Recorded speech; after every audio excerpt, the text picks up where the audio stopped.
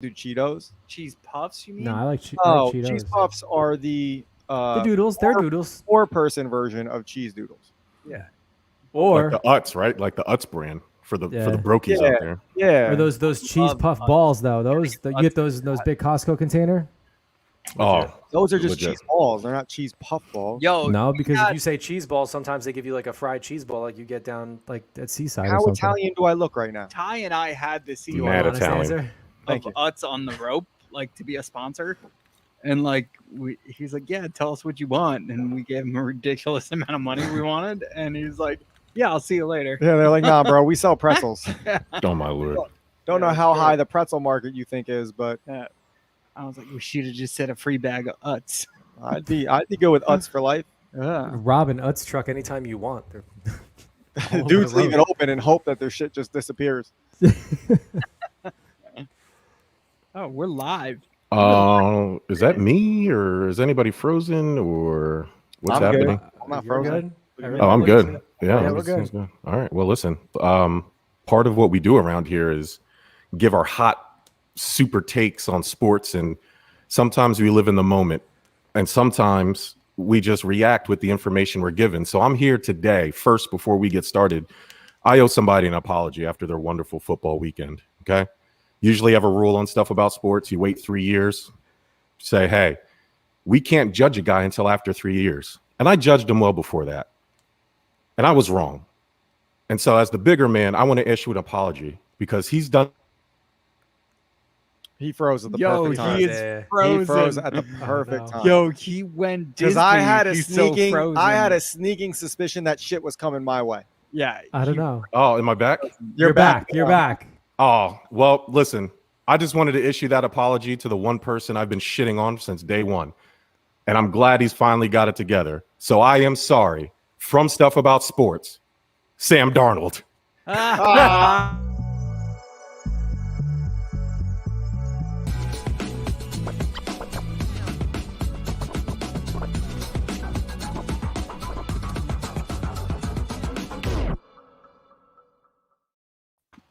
Sports.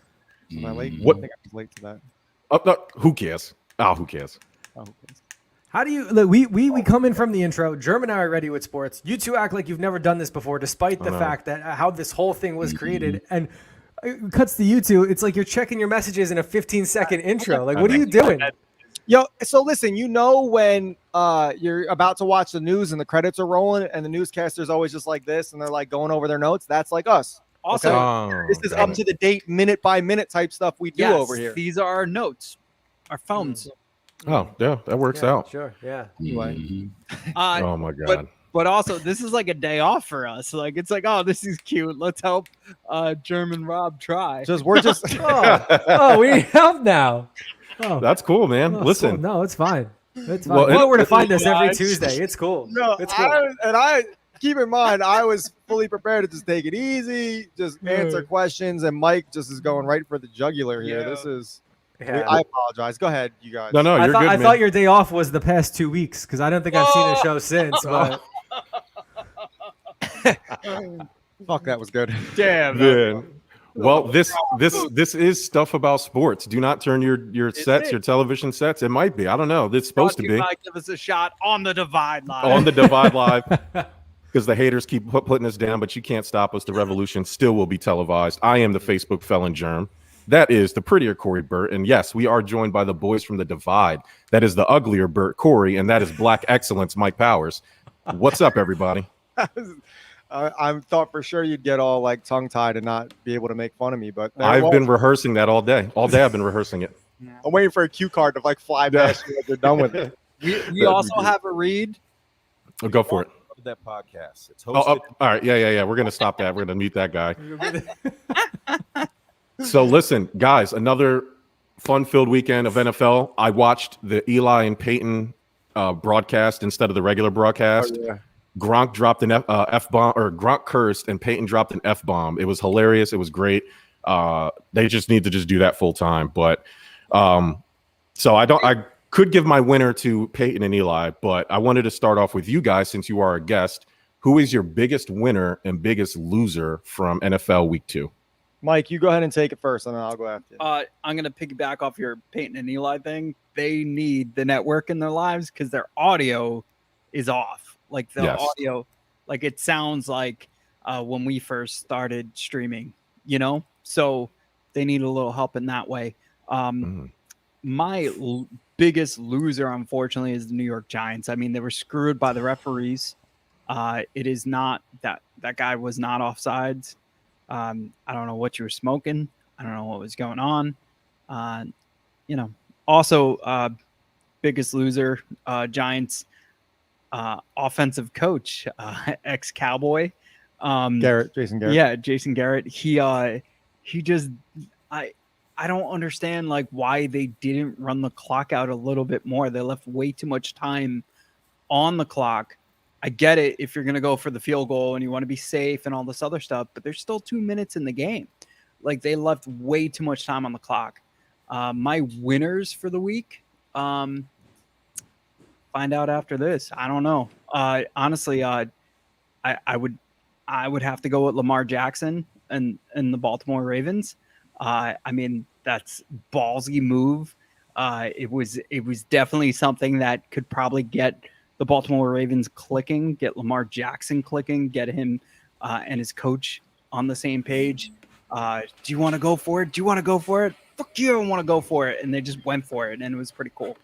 You realize that was Harbaugh, like John Harbaugh, that was a win-win for him. Because if Lamar was successful, which he was, he looked like a genius for trusting his quarterback. But if Lamar messed up and didn't get it, he'd be like, well, you know, I asked him if he wanted to go for it. Game was in his hand. So he like pretty much can get rid of all blame and blame it on his quarterback. Yeah. He's a genius. The man's a genius. All right, here we go. To keep it quick, biggest loser we'll start with for me, and that would be anybody I played in fantasy football since I have Derrick Henry in 2 leagues. Oh, my gosh. You simpletons. How do you not take him? The man's the best running back in football. He fell to pick 4? Oh, give me a break. And biggest winner has got to be Tua, because after watching that Dolphin-Bills game, for a guy that only played in like the first 5 minutes, he definitely came out a winner in that game. Yeah. Broken ribs aside. We lost in the Fresh New Angle League. And yeah, by like 10 points because Mahomes got his shit together and started throwing the ball. Yeah. Hate to see it. We're gonna. I think don't we play Chucky this week in that league? I think so. Yeah. All right, anyway, next. Go ahead, Bert. Thank you. Next. 2 of my biggest winners this week are QBs that found life in new franchises. I'm talking about Sam Darnold and the Panthers, and then I'm going to go over to my boy Teddy Bridgewater with the 2-0 Broncos, the team that a lot of people said was going to be the worst team in football, making magic happen. One of the biggest losers, Dolphins aside and Giants aside, now that we got those digs out of the way, has to be the entire city of New Orleans for putting their faith in a guy named Jameis Winston, who's already proved himself in the NFL to be completely unreliable, both on the field and making workout videos. Yes. And week 2 did nothing but expose the fact that week 1 was less of a Saints win and more of a meltdown by Green Bay. And I think that's just stapled by the fact that Green Bay did their thing last night against the Lions at Lambeau. So those are my winners. My losers, of course, the Jets too. God, they're terrible. I miss the old awful. I miss the old Jameis Winston. Which one? Finger licking, crab stealing Jameis Winston. Right. running out of a Kroger with some crab legs. That should be his training video from now on, because it'd probably do better transitioning. All right, here's what we're gonna do. We're gonna grab these crab legs. Yeah, we're gonna run like hell. My biggest winner is the Washington football team. By God. Listen, I made this joke last week, and I'm gonna make it again. Taylor is the Heine key. Okay, let me tell you something. This kid, I'm calling him a kid. I don't know how long he's been in the league. I know he was in the XFL, but he's still a kid technically, right? We could call people kids now. True. Yeah. Gotcha. He almost beat off the street. He almost beat Tom Brady in a playoff game. He's got Washington feeling good. Like they look like the best team in that division. I know that the Cowboys got some running help, but I mean, I don't think I would just give it to Dallas right now in terms of the best team in the NFC East. I think Washington still has a better defense, and if Taylor Heineke gets a couple more games under his belt. The coach, Ron Rivera, already said that he's locked in for the next 6 to 8 weeks. They're not bringing in Cam Newton. Good job. And the players love him. The players, like, every time you turn on the TV and they talk about this guy, all the players love him. Defensive players, Chase Young, Terry McLaurin, the two most important players on your team endorse the guy. So, I mean, for me, it has to be Washington in terms of being a winner. I wonder if the fans are at least open to the possibility of this guy being a franchise quarterback, right? Like, I posed the question on social, can Taylor Heineke be the next Russell Wilson? And everybody jumped down my throat because they assumed I'm comparing their skills. And I'm not. What I'm saying is the Seahawks, for those kids who don't remember, signed Matt Flynn off of 3 games that he played in Green Bay when Aaron Rodgers was out. Now, those 3 games were amazing, and they gave him a massive amount of money, but Russell Wilson came in and was the better quarterback. And then he became the starter, and here we are. History tells he's a franchise quarterback, one of the greatest quarterbacks of all time. I'm not saying Taylor Heineke is going to be one of the greatest. What I'm saying is they brought in Ryan Fitzpatrick. They had all these other guys. All of a sudden, they got this guy, Taylor Heineke, just sitting there, and he, out of everybody else they've brought in, could be the franchise quarterback. So hopefully that works out for them. Loser, sorry, Corey. It's those Miami Dolphins. And it's only because expectations, right? Bert mentioned the Jets. We never expected the Jets to be any good. To me, it's not really – I'm not surprised that they're 0-2. I don't think anybody else is either. But Miami, they were fighting for playoffs. They had – Tua was going to be the guy. Brian Flores got this defense looking right. Miami's defense was damn good last year.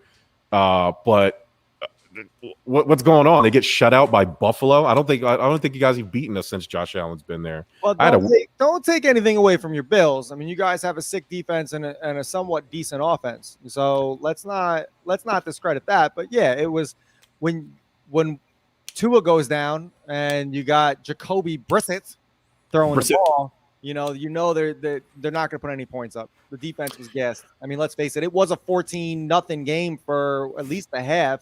And then it was just, they got tired. It's hard to play football when your defense is on the field 3/4 of the game.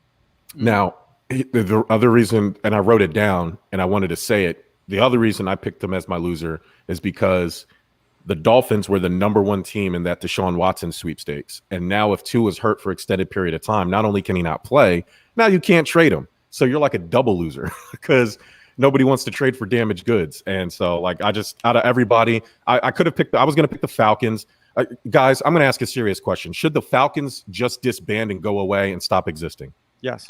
We were saying that towards the tail end of last season, though, that they should blow up, send everybody everywhere, and start fresh. Unfortunately, the one thing they did was keep Matt Ryan, which was the worst thing you can possibly do. Well, you're either keeping Matt Ryan one more year, you're trying to draft a quarterback, which this year's draft class, let's face it, awful. All terrible. It's a 13-year-old kid playing for the Jets right now. Yeah. So, I mean, in my opinion, keep the dude one more year, veteran quarterback, like it or not. I mean, he was at one time good when they actually had some weapons and a decent run game. Yeah, it's just couldn't even win a Super Bowl with a 25-point lead. Stop. Don't act like we all weren't looking around the room because we were right upstairs where I'm currently sitting like, holy shit, this is awesome in the third quarter, wanting Tom Brady to lose.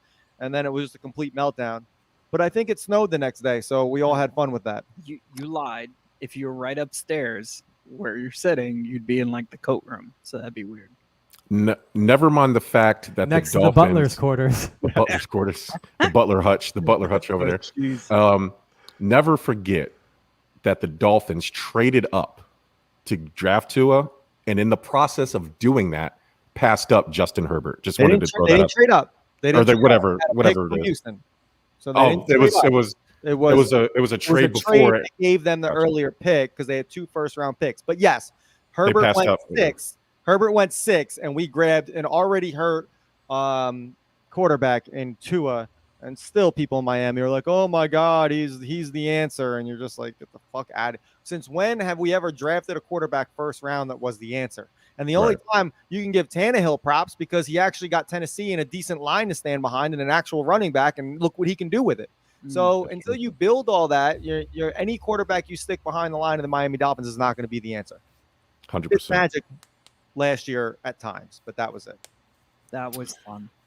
So, guys, we saw it this weekend again. They told us in the offseason, we're going to be cracking down on penalties or on taunting, celebrations. We saw it again this weekend. I don't want to live on the earth in a place where cornerbacks and wide receivers can't make a wonderful play and just can't talk shit to each other for about 3 seconds. Mm-hmm. What are they doing? What is somebody, please, Corey, what is the NFL doing? They're just taking the fun out of everything. And it's not like as fans, we're looking for that, but now we are because of the reaction from the refs. And I would say this is a good thing, right? If there was huge problems with benches clearing and people getting into fistfights, but like for a game as physical as football, they don't get into fistfights. I think Andre Johnson and Cortland Finnegan were the last time I saw a fistfight between a wide receiver and a cornerback. You know what I mean? So it's not like it would happen often, and trash talk is a part of any game. If you listen to Mic'd Up, with the exception of baseball, if you listen to Mic'd Up for any single game, there's trash talk in basketball, there's trash talk in football, there's definitely trash talk and chirping in hockey. So to me, it's let them talk, let them celebrate. If you can do a little touchdown dance where you pretend your linemen are bowling pins and shit in the end zone, then why can't you trash talk a little bit after a play? Like you said, for 3 seconds, who cares? Yeah. I just want to wait, Mike, before I knew, and I just wanted to point out before you go, John Marrow is the one that instituted this. All right. Crotchety old white guys ruining sports yet again. Go ahead. Defend your boy. Next. Find out next. No, I've been a fan of it since like crotchety old white guys? No. No. Just crotch. Just crotch. Straight crotch. Straight crotch. Cinco that had like the cell phone underneath the. He had the cell phone. He had the money to bribe the refs. He would hop onto the camera platform and point the camera at people. We need that. Just like we need bat flips in baseball, we need this type of stuff. I mean, it just makes it better when I'm playing a video game that I could like hit that special code and have them do this taunt. Like I think it's great. I mean, it's what made professional wrestling what it is today. I mean, everybody knows the Shawn Michaels thing, right? Yeah. That was attractive, right? That was okay. But also like I thought Shawn Michaels was here live with us. I really did. I thought it was too. I don't know. Everything's politically correct except for criminals. Another BS penalty. Yeah. I'm with you, Frank. Thanks for joining us, brother. Yeah, I agree with you, man. It's like I would like to know the rationale. Frank, dude, I gotta be honest with you. The last part I get it is BS, but I'm like, I don't understand. Okay, all right, Frank. Is that an expression? I don't get. Everything's politically correct except for criminals. All right, anyway, go ahead. I'm rolling with Frank here. Go ahead, Bert.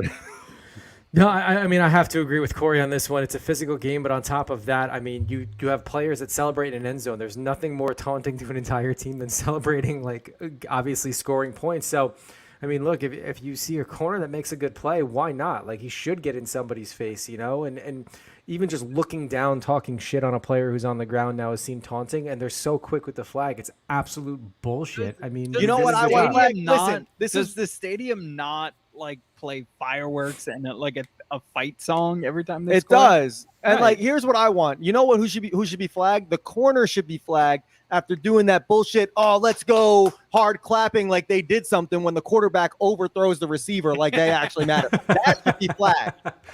So true. How many times do the defense take credit for things that are just like completely out of bounds? Had nothing to do with them. That's what you do. This went out of bounds and stopped the clock, and they're like, "Yo, let's go! It's all us." You didn't want it. You didn't want it. It's exactly what the NFL needs, a way to enrage the players and annoy the fans. It's exactly what they want, and they're getting it. And it doesn't make sense. This too much TV time bullshit too. I got to be honest with you. If it wasn't for Red Zone, I don't know if I'd be able to sit down and watch a full football game. Even Thursday night's game, as a Giant fan, I'm sitting there going like, man, it just seems like the games are getting slower and slower. And I don't know if that's me just getting old, and I hope that's not the case, but like, you're missing an important part here. The longer the games last, the more money the NFL makes, right, through advertisers and everything else. No, I get that. I mean, but it's annoying from a fan standpoint. It's just like, how long could this? It's just too much stoppage. Like, let's go. Let's get to the games. Even Thursday night, the game's like it's midnight. Like I felt bad texting you guys, but you still did it. I did it. But you still did it. I did it. Scott still did it. Because I'll have Red Zone. The Jags versus like the Dolphins. I'm not going to do it. May as well have been. I usually have I have the TV on to Bert's point. I have my big TV on Red Zone, and I have my laptop on the Bills game, and I'm constantly watching Red Zone because one, they're usually a play or two ahead anyway. But yeah, it's just more exciting. It catches your eye more. So I know somebody. I was talking to somebody who our friend James. You know James, Mike. Yeah, James, so, great guy. So what are you talking about? Great guy. Her. Oh, she's Yeah. Oh. Well, now we can't shout her out. Thanks. Good job, Mike. Never mind. Yes, I know the person named James. Yeah, never mind. I know Mike. this individual. You know what, guys? Let's just move on. So, guys, there's all shows together. This is the first and last. She has helped us, and she was actually telling me she was talking to somebody at ESPN. They were thinking about bringing goal line back. If you guys know what goal line was, oh yes, it's basically Red Zone for college. Except it was on ESPN, the Ocho, whatever, one of their extra channels that they have. The reason why they no longer have it is because there's too many college games. It's like it's not sustainable. You can't monitor it all. But what they were talking about doing, there's a thought process there where they would pick like the 20 best games. They'd rank them and just only do those. So you might see the return of goal line here in the near future. So. For the college guys, I mean, Red Zone on Saturday and Sunday would be awesome. Let's see. Let's move on. Lovable losers, guys. There's a lot of 0-2 teams. Your Jets, Giants, Jags, Vikings, Lions now, and the Colts. Which I was going to pose the question: which 0-2 team is more interesting, or which 0-2 team do you think has the ability to turn it around? And when I mean turn it around, I mean turn out to be a decent team, 8-8 and better. Or well, I guess you can't go 8-8 anymore, but for the argument, 500 or better. Which of those teams do you think has the potential to do it? The Vikings, 100%. But I mean, their first two losses, they lose by a field goal, and they're still playing good football. They have a consistent quarterback and really decent receivers too, and a running back. So I mean, unfortunately, they just can't complete. But out of all of those teams, they're the ones that are more likely to turn it around to a 500 or around that season. I don't think any of them can turn it around. I don't see any of them above 500. I don't think there's any such thing as a lovable loser. Nobody likes a loser. I'm being serious. An 0-2 team, there's no one where I'm like, oh. And if you remember correctly, I think, what was it, Eli's last year where the Giants went like 1 and whatever? All of those games, they lost by less than 5 points. So I don't even want to throw in that they're only losing by small margins in the argument here. It doesn't matter. If you can't finish a game and you lose, you're not going to be – you're a loser. You don't turn it around. But for the sake of the bit that we're trying to do right now, you couldn't pick a team. Is there any of those 0-2 teams that you're like you like the Colts? Okay. I like the Colts. A young wide receiver core, 2 great running backs. I mean, for like Nyheim Hines, a guy like that, for Carson Wentz to not love and check down to him every single play. I mean, I know you have Jonathan Taylor in there with most of the carries, but put them both in. You just, I don't know. To me, they have too many weapons to not be able to get more than 0 in now. Carson Wentz, buddy. Listen, I want as a person who supports Tim Tebow, I'm not going to sit here and say, quit. But I've never heard of anybody spraining both their ankles at the same time. It might be time for you. Though? I get it, but like you sprained both your ankles, buddy. Like it might be time to think about doing something else. He'll be fine. They're just gonna get him some corn, and he'll be back on his feet. I gotcha. See, I want to agree with my partner about the Colts, but Carson Wentz, if history has taught us anything, he'll be in a wheelchair by week 6. Yeah. Which means Colts have a good shot at winning. Yeah. Exactly. So they'll win the Super Bowl. Great point. My heart wants to say the Giants, but honestly, 0-2 Jets. They're still, if they could get it right, they could actually have a good season. Yes, if all of these teams get it right. What about Bert? What about you? I said the Vikings. Oh, you said the Vikings. You went first. Yeah, you jumped on it immediately. Now, I know we're laughing at what Mike said about the Jets, and because I thought he was going to go with the Giants, because my initial gut feeling when I sent you this list on Saturday or Sunday, Sunday night was the Giants, because Danny Dimes he's like Kirk Cousins to me. Like, you can win with him. It's Jason Garrett's coaching. Daniel Jones proved that he can make the throws and make the plays with his legs to win football games, but the coaching is incompetent there. But that all changed, fellas, after Monday night. And that's why I'm picking those Detroit Lions. See, I would have thought you would have picked that from the get-go because you were basically on their D all throughout. I was on it. I have it right here. It says, "Yo, the Lions are good," and that was at 9:06 p.m. Monday night. And then I don't think we heard from Germ until wait, here it is, 6:49 a.m. this morning. Yeah. Let me tell you. So it got out of hand. However, in the first half, the Lions showed you what they could do. Dan Campbell's a first-year head coach, right? I'm not going to count those years he was interim coach in Miami. He has that team playing more inspired football. Jared Goff looks decent, right? Like, I think they shot themselves in the foot. I don't know why they went for it on that fourth. I know why they went for it, but I don't know why they chose that play. TJ Hawkinson was fucking killing them all night. I don't know why you go away from that to run a stupid out route. But they could have won that game. I think they took the wind out of their own sails, and that's just young coaching, young team, whatever. I like the Lions. Like, I would watch a Lions game on my own, unprompted, without any money on it, because I just like the Jets. I like the 3 question marks. The Jets. There we go. Frank is back in my good graces with that. Good job, Frank. Good job. He is drunk. I was watching him before we went on the show. I was going to say, it is my Friday. It's not coffee in here for him, buddy. No, it is coffee He's got a problem. I have. That's fucking so. terrible. Another week goes by, and another week, Matt Nagy shows that he cannot coach in the NFL. He's sticking with Andy Dalton when he comes back, or whatever the case is. He refuses to put Justin Fields and name him the starter. He alluded to something. One thing I really hate when coaches say, and I know we've all heard it, I don't want to ruin his confidence.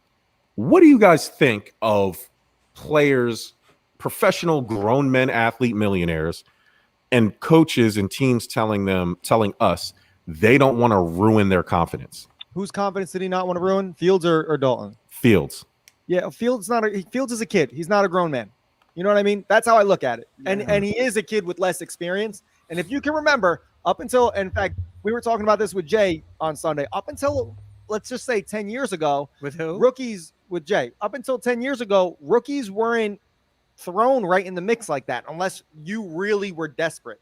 Now I feel like we draft a first-round quarterback and teams are like, yeah, let's see if this one lasts. Like literally modern day, survival of the fittest here. And it's really not fair to them because it takes years, years with an S, to understand and read defenses and different schemes like that. Well, thanks to the rookie contract, though. I mean, because if they end up being great, you only have to pay them whatever that rookie contract deal is. And then, hopefully either if they do better, you actually pay them for the normal contract, or if they fizzle out, you're like, oh, I'm off the hook, It is what it is. Look, I'm taking a different approach to this. I think no matter what age, yes, someone can get in their head, especially professional athletes where there's a lot of pressure on it. So I get it. It's going to be that canned response, but more so for the young impressionable guys, you don't want to ruin their confidence. But we see that all the time, though. Rookie running back fumbles on his first carry.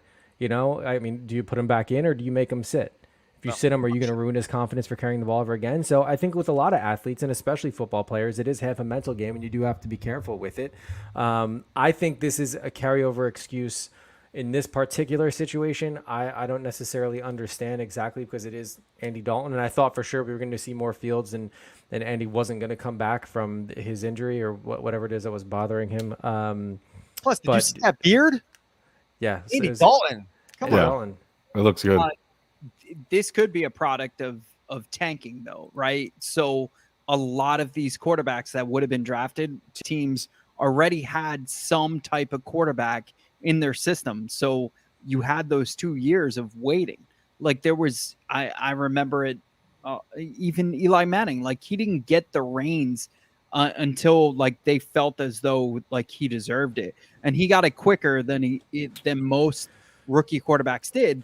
But back then there was a 1 to 2 year grace period before you actually got the starting quarterback job. Right. Unless they sat Rodgers sat behind Favre. Right. Yeah. Exactly. Well, Eli sat behind Kurt Warner. So right. It's just yeah. But even with the Warner thing, it was a little more accelerated than it probably should have been. But it was Yeah. it was the right thing to do. I think that acceleration actually started with Eli's class too, because if you look like Ben and Phillip Rivers, everybody else. I mean, Breeze. Eli, Breeze. I think Eli, out of all of them, was the only one that sat initially, if I'm remembering correctly, behind Kurt Warner, and soon after, I mean, ended up being the starter like halfway through because he had that mentor, that teacher who was there, right?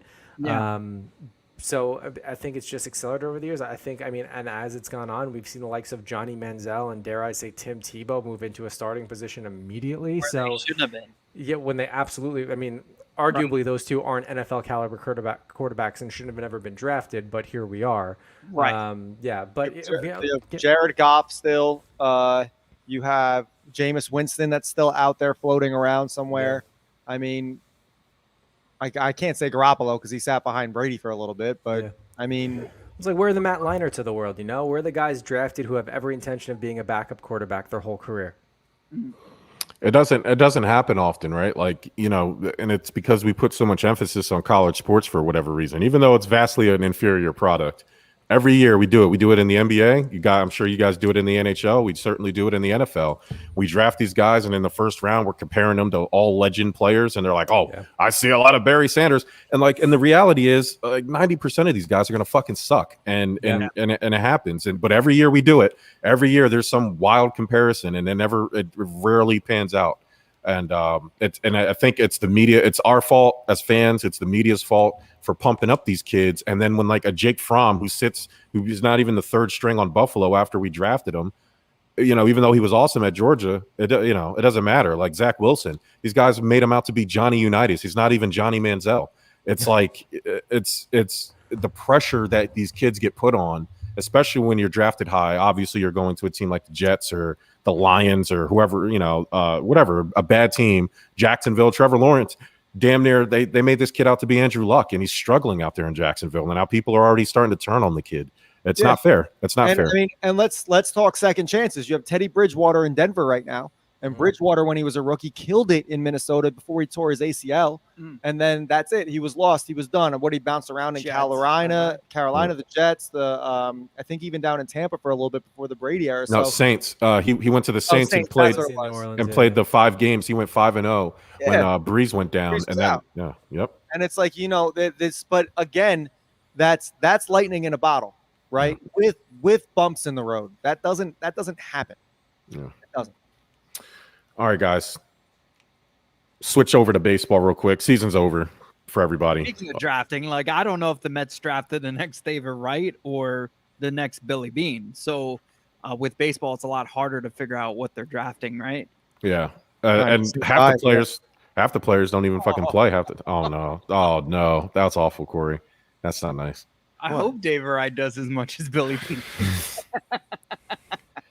So as we wind down, and we hold on to this silly hope that the Mets are going to make the playoffs, and we have to accept the finality of it all.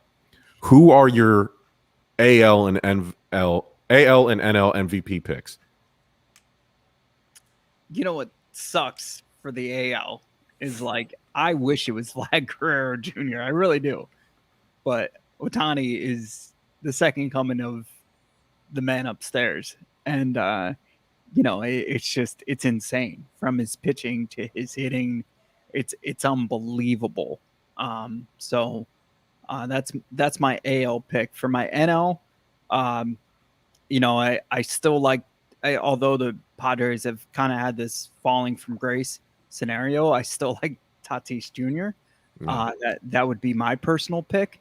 But I think that's also me rooting for a guy who I really enjoy watching play. Yeah.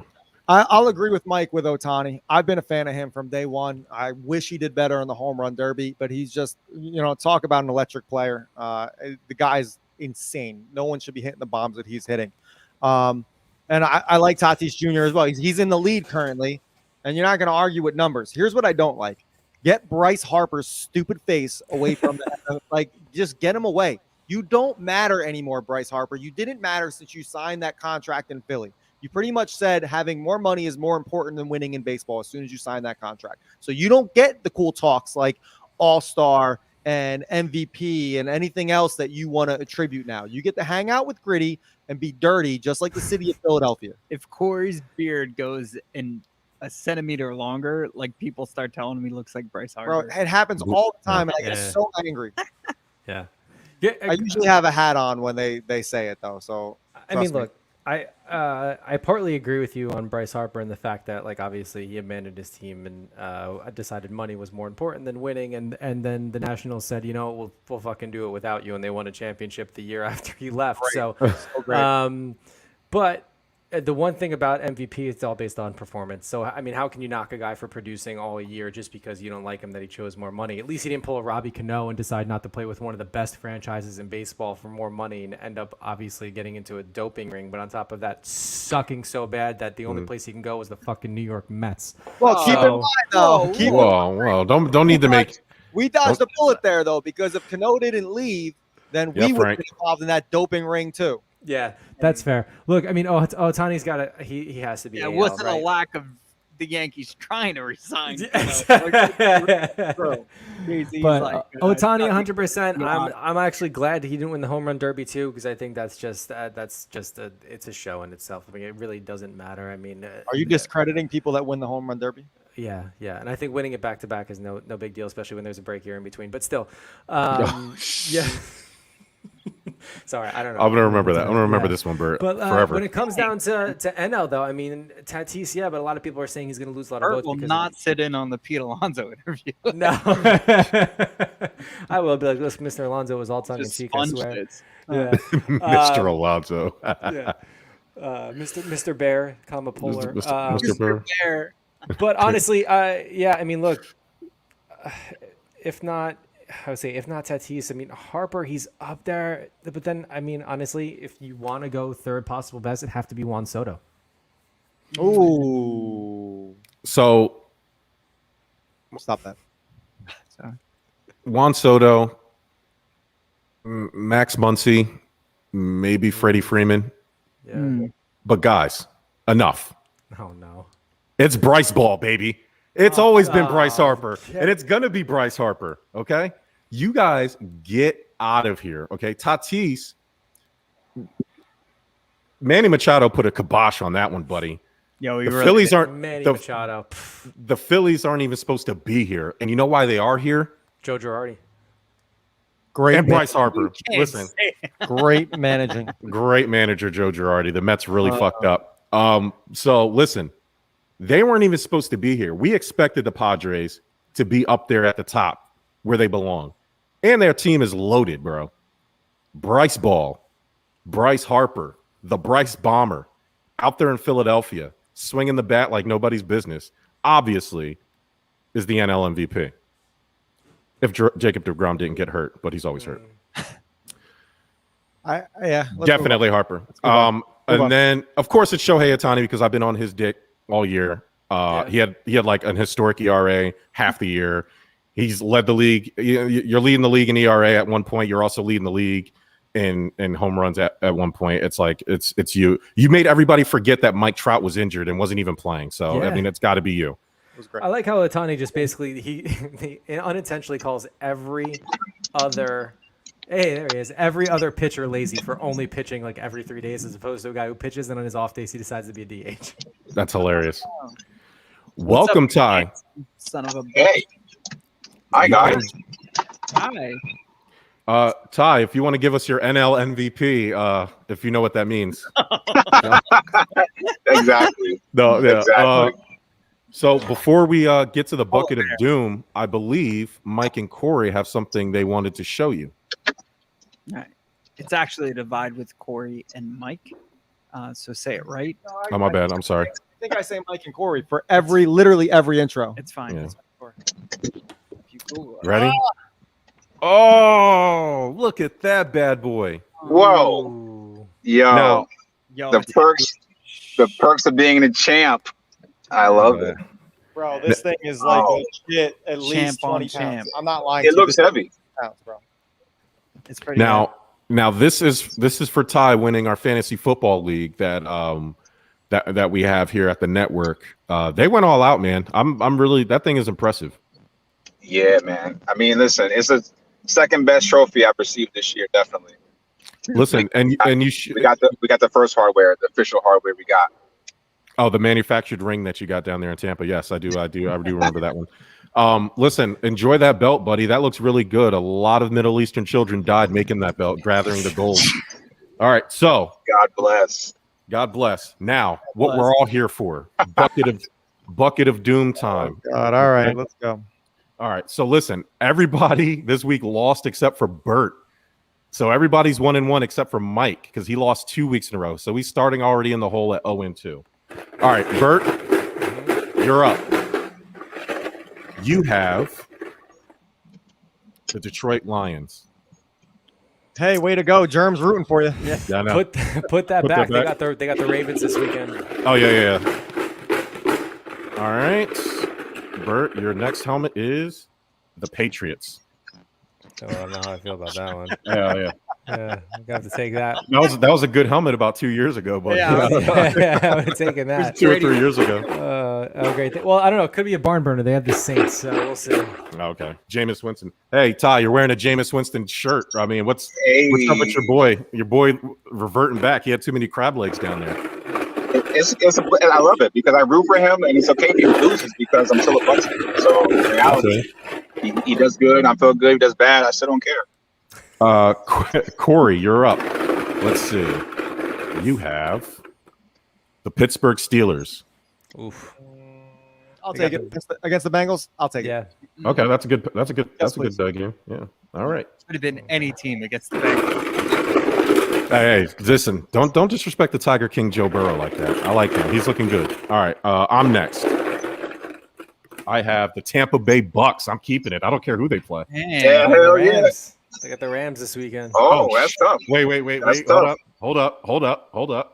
Hey. They have the Rams. Who's home? And you know what? You be hating on Stafford. Los Angeles. The Rams are home, and the Bucks are still favored by 1 right now. So that means you're actually a 4-point favorite as the Bucks because the home team always gets 3. Yeah. Fuck, man. You know what? Yeah, I'll keep it. Fuck it. Yeah, all right, Mike. Like draw the Jets or something. Yeah, that's what I'm terrified of. There's so many awful choices in here. All right, Mike, the Giants. You're gonna give up your favorite team? They're playing Atlanta. They're playing Atlanta now. Ooh. I mean, the best possible team. I mean, Atlanta at home, but they're only favored by 3, which means the sports book put them even. My favorite actor is Owen Wilson, so let's go 0-3. Keep it. With the Giants. All right, Ty, you're up, buddy. Here we go. I'm gonna give you a nice little rummage. Just rummage in there. All right, pause. Washington racial slurs. The Taylor Heineke game. Who do they got? Germs Bills this weekend. Oh, Bills are at home too, buddy. I don't know. Hell no. Throw that back. Throw that on right now. Lions pick now. The Dolphins. Against? Oh, Tua's out. Shit. Tua's out. The Fish are cool. Fish have the Raiders. Fish The have the Raiders. Raiders. In Vegas. In All right. Vegas. I got no choice. You got no choice. You got to ride with it now, buddy. You got to ride with it now. All right. Well, this is the last segment. Let's see. Put it back. Oh, he was talking about. Oh, I think he was talking about the Giants guy. That's funny. Nah, I ain't taking this. All right, Ty, do you have to close us out? Do you have anybody you want to give a game ball to? Or are you just No, I just want to take it away from Jameis. I gave it to him. I gave it to him last time I was on the show, and I got to take it back. That's all. Oh, put that's in Jason Tatum. Or Taysom Hill. Taysom Hill. This legend Taysom Hill. Bert, you got a game ball to give out? Oh, hell yeah. I'm giving the game ball to Ben Simmons. Ben Simmons, you get this game ball for not wanting to report to camp. You do the whole city of Philadelphia a favor and don't report and stay home. So maybe the 76ers will be good this year. Oh, so I my see. game ball goes to you. You keep doing your thing, man. You do whatever it is that Ben Simmons does. Obviously not train and shoot. So you keep doing it. The Sixers will be better without you, and we'll be good to go. Nice. I like that reverse psychology you're giving them. Mike, you got somebody? So I'm gonna stay with the whole Owen train, and I'm gonna give my game ball to Tony Khan. Okay, Signed the Owen Hart Foundation to the AEW. He's going to have the Owen Trophy. I think it's pretty cool to do for a guy, but also such a punch in the gut to the WWE and to Vince McMahon. I mean, this was obviously one of the hardest things he went through in his career, but for Tony and his team to kind of recognize Owen Hart is kind of cool and something that WWE had decades to do and they never did. So shout out to Tony for that. Good night, Frank. Good night, Frank. Good night, Appreciate Frank. you, buddy. Thanks for Appreciate listening. that. Yeah, for sure. Corey, you got somebody? Oh, I have a gaggle of people. A right. gaggle. Yeah. My game ball goes out to the entire Cleveland Browns fan tailgate area where a huge brawl broke out amongst Cleveland Browns fans. This is what happens when you line up 12 hours before a game and start drinking like you live in Cleveland. All right? Keep fighting each other, Cleveland. The world could use less Cleveland Brown fans. Game ball right there. Nice. I'm going to give my game ball to Carly Lloyd. She is U.S. women's soccer. They just had 5 goals. For some reason, they're playing in fucking Missouri somewhere. She's a South Jersey native, and this is her farewell tour, and she's going out killing it. And we're not going to get to see it because they're playing in some fucking bumblefuck town that nobody cares about, instead of doing it in Philly or South Jersey somewhere where she can be properly celebrated. So we'll celebrate her here. All right, guys. There's no Divide Live this Thursday, right? So everybody will catch y'all next week. Yeah, not likely. Yeah. All right. I just want to say I love y'all. Thank you for having me. Thank you for the bell. Of course, brother. Love you too, man. Thanks. Congrats on the new home, and I'll be putting this in your house soon. That sounded creepy. Oh, yeah. It is. Yeah. Right to the back Echo. door. I love Get y'all. the strap. Get the Oh, strap. shit. Right to the back door. Yeah. So thank you, man. This was awesome. You guys are welcome, obviously, anytime. Bert, man, you got anything? Got anything for the people? No, man. Thanks again for listening, and we'll see y'all next week. Hey. Tuesday. Do you guys know why Dr. Dre makes headphones? Why? Beats me. Ah. You'll see him every Thursday, everybody. All right, yeah.